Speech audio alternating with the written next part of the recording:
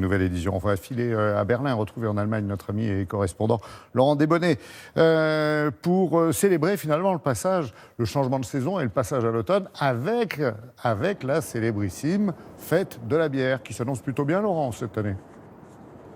Oui, plutôt très bien. Écoutez, plutôt, les chiffres donnent le tournis. Laurent. 7 millions de visiteurs attendus, 8 millions de litres de bière consommés, 37 grands chapiteaux installés dans Munich. La fête de la bière, c'est simple, se revendique comme la plus grande fête du monde. Et tout l'enjeu pour Munich, eh bien, c'est de transformer cet incroyable succès populaire en retombées économiques sonnantes et trébuchantes. Et là aussi, vous allez le voir, c'est un succès. Le prix de la bière, par exemple, augmente un peu plus chaque année, plus 3,5% cette année. Les hôtels multiplient leurs tarifs par 4 ou 5 pendant cette période. C'est un business et vous allez le voir, Munich ne manque pas d'idées pour maximiser tous ses profits. Regardez ce sujet réalisé avec Brice Boussoir.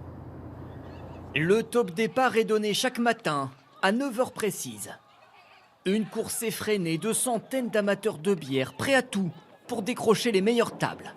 L'attente principale de la fête se remplit en quelques minutes seulement. On a vraiment eu peur d'être écrasés, mais on a eu la meilleure table, là où il y a le plus d'ambiance.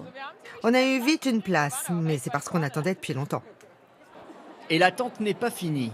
Pas d'alcool servi avant midi, il faut se contenter de quelques bretzels. Ça commence un peu au ralenti.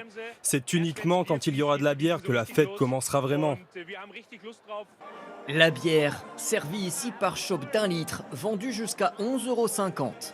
Et beaucoup ne regardent pas la dépense. Moi, j'ai pris ici mes vacances de l'année. Avec cet argent, je pourrais aller dans un club de vacances. Mais ce n'est pas aussi sympa, donc le prix ne me dérange pas. Des millions d'euros dépensés pour de la bière, mais aussi dans des centaines de produits dérivés. Gadgets, souvenirs et les incontournables tenues traditionnelles. Elles se vendent même cette année dans la gare de Munich, à l'arrivée des trains. Les ventes se font très vite, 5 minutes à peine. Et si la tenue leur va, ils payent et la gardent sur eux. Ce touriste américain, par exemple, est pressé d'aller faire la fête. Pour 70 €, il repart donc avec un ensemble traditionnel.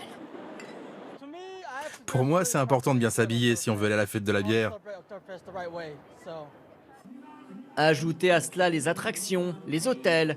Au total, les retombées économiques pour Munich devraient dépasser cette année le milliard d'euros. Et Laurent, comment vous expliquez, vous, le succès de cette grande fête bavaroise ? Eh bien, ce qui progresse surtout en ce moment, ce sont les visiteurs étrangers. Actuellement, c'est un visiteur sur 5.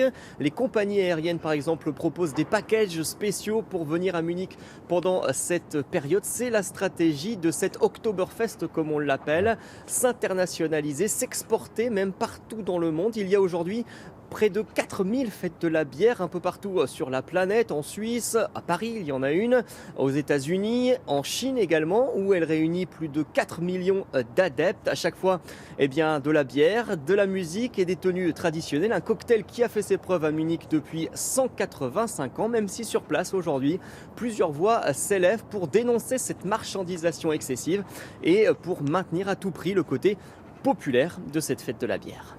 Also dann, tschüss. Merci beaucoup, vielen Dank, Laurent et toute votre équipe. Passez une très belle journée, une belle semaine et à très vite, bien sûr.